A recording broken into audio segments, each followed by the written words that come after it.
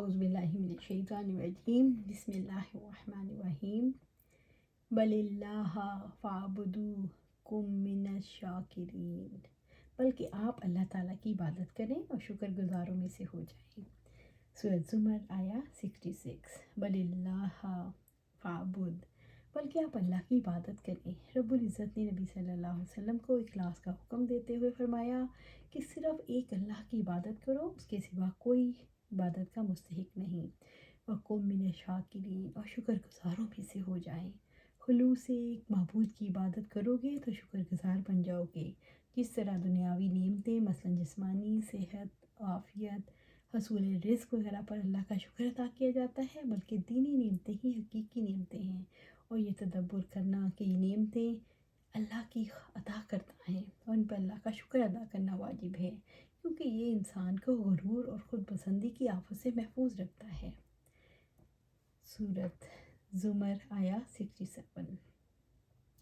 وَمَا قَدَرُ اللَّهَ حَقَّ قَدْرِهِ، اور انہوں نے اللہ کی قدر ہی نہ کی، انہوں نے اللہ کی قدر نہیں جانی، اس مقام اور مرتبہ نہیں پہچانا، انہوں نے غیر اللہ کی عبادت کی، حالانکہ وہ سب سے بڑا ہر چیز کا مالک ہے، ہر چیز پر قدرت رکھنے والا ہے۔ دنیا کی ہر چیز اس کی قدرت اور دائرے میں بند ہے۔ وَالْأَرْضُ جَمِيعًا قَبْضَتُهُ يَوْمَ الْقِيَامَةِ وَالسَّمَاوَاتُ مَطْوِيَّاتٌ بِيَمِينِهِ، حالانکہ زمین ساری کی ساری قیامت کے دن اس کی مٹھی میں ہوگی اور آسمان اس کے دائیں ہاتھ میں لپٹے ہوں گے۔ دنیا کی ہر چیز اس کے قبضے میں ہے اور قیامت کے دن رب رحمان کی مٹھی میں ہوگی، اور آسمان اپنی عظمت اور وسعت کے باوجود اس کے دائیں ہاتھ پر لپٹے ہوں گے۔ ابو ہریرہ رضی اللہ تعالیٰ عنہ نے بیان کیا کہ آپ صلی اللہ علیہ وسلم سے سنا، کیا فرما رہے تھے، قیامت کے دن اللہ تعالیٰ ساری زمین کو اپنی مٹھی میں لے لے گا اور آسمان کو اپنے دائیں ہاتھ میں لپیٹے گا، پھر فرمائے گا آج حکومت صرف میری ہے، دنیا کے بادشاہ آج کہاں ہیں؟ سبحانہ و تعالی عما یشرکون، وہ پاک ہے اور بلند ہے اس سے جو شریک ٹھہراتے ہیں، یعنی اللہ تعالیٰ شرک سے پاک ہے اور بہت بلند ہے۔ انہوں نے اللہ کی قدر نہ کی، اس سے مراد ہے انہوں نے رب کی بات نہیں مانی جو اس نے پیغمبروں کے توسط سے پہنچائی۔ انہوں نے عبادت اللہ کے لیے خالص نہیں کی، اس میں دوسروں کو شریک کیا۔ اللہ کی قدر کرنے کا حق کیسے ادا ہو سکتا ہے؟ اللہ تعالیٰ کی قدر کرنے کا حق تب ادا ہو سکتا ہے جب انسان اللہ سے ڈرے، اس کے سوا کسی سے نہ ڈرے، انسان اللہ کو یاد کرے، اسے کبھی نہ بھلائے، انسان اللہ تعالیٰ کا شکر ادا کرے، اس کی ناشکری نہ کرے، انسان اللہ تعالیٰ کی اطاعت کرے، اس کی نافرمانی نہ کرے۔ سورۃ زمر آیا 68۔ وَنُفِخَ فِی الصُّورِ، اور سور میں پھونکا جائے گا۔ رب العزت نے قیامت کے احوال کے ذریعے سے اپنے بندوں کو ڈراتے ہوئے فرمایا، جب سور پھونکنے کا حادثہ ہوگا، فَصَعِقَ، تو بے ہوش ہو کر گر جائے گا۔ اسرافیل علیہ السلام اللہ تعالیٰ کے مقرب فرشتے اور اس کا اٹھانے والوں میں سے ہیں، وہ سور میں پھونک ماریں گے۔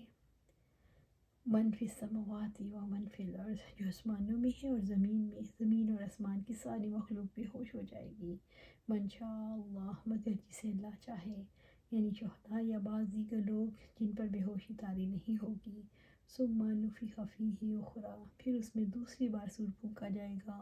پھر سور میں جب دوسری بار پھونک ماری جائے گی، یہ نفخ الابس ہوگا۔ فَإِذَا هُمْ قِیَامٌ يَنظُرُونَ، تو اچانک وہ کھڑے دیکھ رہے ہوں گے، تو لوگ حساب کتاب کے لیے قبروں سے اٹھ کھڑے ہوں گے، ان کی آنکھیں اوپر کو اٹھی ہوں گی کہ اللہ تعالیٰ ان کے ساتھ کیا معاملہ کرنے والے ہیں۔ سبحان اللہ۔ ابو ہریرہ رضی اللہ تعالیٰ عنہ سے روایت ہے کہ آپ صلی اللہ علیہ وسلم نے فرمایا، آخری مرتبہ سور پھونکے جانے کے بعد سب سے پہلے اپنا سر اٹھانے والا میں ہوں گا، لیکن اس وقت موسیٰ علیہ السلام کو دیکھوں گا کہ وہ عرش کے ساتھ لپٹے ہوئے ہیں۔ اب مجھے نہیں معلوم وہ پہلے ہی سے اسی طرح تھے یا دوسرے سور کے بعد مجھ سے پہلے اٹھ کر عرش الہی کو تھام لیں گے، مگر جسے اللہ چاہے۔ اس سے مراد وہ لوگ ہیں جن کو موت نہیں آئے گی، جیسے جبرائیل، میکائیل، اسرافیل علیہ السلام وغیرہ۔ کچھ لوگوں کے خیال میں رضوان فرشتہ کچھ لوگوں کے خیال میں عرش اٹھانے والے فرشتے، کچھ لوگوں کے خیال میں جنت اور جہنم پر مقرر فرشتے۔ سورہ زمر آیا 69۔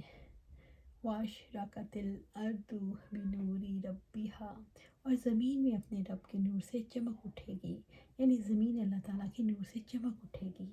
یہ وہ وقت ہوگا جب اللہ تعالیٰ جھگڑے چکانے کے لیے زمین پر تجلی فرمائیں گے، اس کے نور سے زمین بقائے نور بن جائے گی۔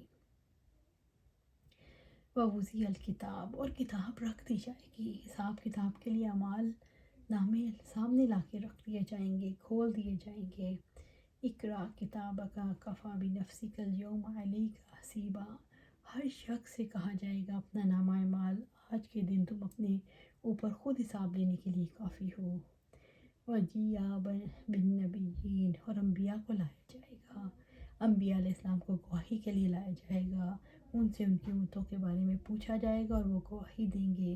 وَشُہَدَاءَ، اور گواہوں کو لایا جائے گا، یعنی زمین، فرشتے، آسمان اور انسان کے اپنے اعضاء گواہی دیں گے، جیسا کہ فرمایا، اور ہر شخص آئے گا اس کے ساتھ ایک ہانکنے والا اور ایک گواہی دینے والا ہوگا۔ وَقُضِیَ بَیْنَہُم بِالْحَقِّ، اور ان کے درمیان حق کے ساتھ فیصلہ کر دیا جائے گا، ان کے درمیان عدل کے ساتھ فیصلہ ہوگا۔ وَهُمْ لَا يُظْلَمُونَ، اور ان پر کوئی ظلم نہیں کیا جائے گا۔ لوگوں کے درمیان حق کے ساتھ فیصلہ، لوگوں کے درمیان حق کے فیصلے کیے جائیں گے۔ نبی اور گواہوں سے پوچھا جائے گا کیا تم نے میرا پیغام اپنی امتوں کو پہنچا دیا، اور انہوں نے دعوت کا کیا جواب دیا۔ امت محمدیہ کو بطور گواہ لایا جائے گا، کسی پر ظلم نہ کیا جائے گا۔ وَوُفِّيَتْ كُلُّ نَفْسٍ مَّا عَمِلَتْ وَهُوَ أَعْلَمُ بِمَا يَفْعَلُونَ، سورۃ زمر آیا 70۔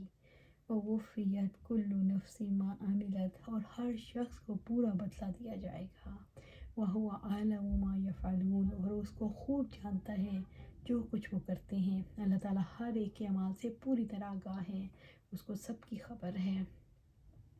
اللہ تعالیٰ اپنے ذاتی علم کے مطابق لوگوں کے اعمال سے بخوبی واقف ہے، اسے کسی کاتب اور گواہ کی ضرورت نہیں۔ اعمال نامے اور گواہ حجت کے طور پر پیش کیے جائیں گے، اور نہ وہ بندوں کے حالات سے حالانکہ وہ بندوں کے حالات سے خوب واقف ہے۔ اللہ سبحانہ تعالیٰ سے دعا ہے کہ نصرت پر عمل کرنے کی توفیق دے، اس پہ جمع دے، اور ہمیں جنت الفردوس کے اعلیٰ مقام پر اللہ سبحانہ تعالیٰ اپنے پاس گھر عطا فرما۔